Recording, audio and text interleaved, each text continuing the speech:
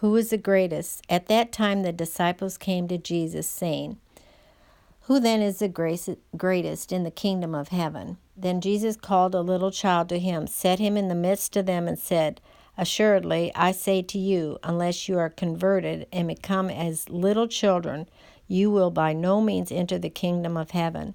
Therefore, whoever humbles himself as this little child is the greatest in the kingdom of heaven. Whoever receives one little child like this in my name receives me. Jesus warns of offenses.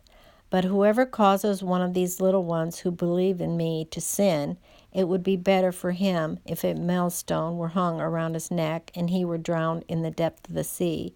Woe to the world because of offenses, for offenses must come, but woe to that man by whom the offenses come. If your hand or foot causes you to sin, cut it off and cast it from you. It is better for you to enter into life lame or maimed, rather than having 2 hands or 2 feet to be cast into the everlasting fire. And if your eye causes you to sin, pluck it out and cast it from you. It is better for you to enter into life with 1 eye, rather than having 2 eyes to be cast into hell fire. The parable of the lost sheep. Take heed that you do not despise one of these little ones. For I say to you that in heaven their angels always see the face of my Father who is in heaven. For the Son of Man has come to save that which was lost. What do you think? If a man has 100 sheep and one of them goes astray, does he not leave the 99 and go to the mountains to seek the one that is straying? And if he should find it, assuredly I say to you, he rejoices more over that sheep than over the 99 that did not go astray. Even so, it is not the will of your Father who is in heaven that one of these little ones should perish? Dealing with a sinning brother. Moreover, if your brother sins against you, go and tell him his fault between you and him alone.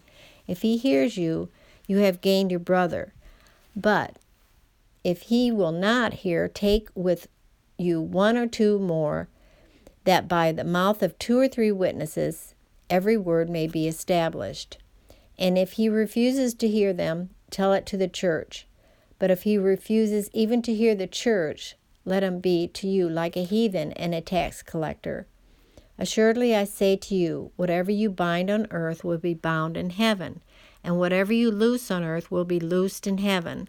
Again, I say to you that if 2 of you agree on earth concerning anything that they ask, it will be done for them by my Father in heaven. For where 2 or 3 are gathered together in my name, I am there in the midst of them. The parable of the unforgiving servant. Then Peter came to him and said, Lord, how often shall my brother sin against me, and I forgive him? Up to 7 times?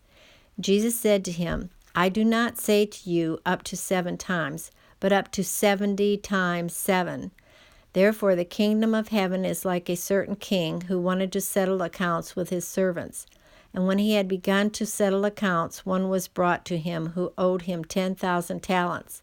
But as he was not able to pay, his master commanded that he be sold with his wife and children and all that he had, and that payment be made. The servant therefore fell down before him, saying, Master, have patience with me, and I will pay you all. Then the master of that servant was moved with compassion, released him, and forgave him the debt. But that servant went out and found one of his fellow servants who owed him 100 denarii. And he laid hands on him and took him by the throat, saying, Pay me what you owe. So his fellow servant fell down at his feet and begged him, saying, Have patience with me, and I will pay you all.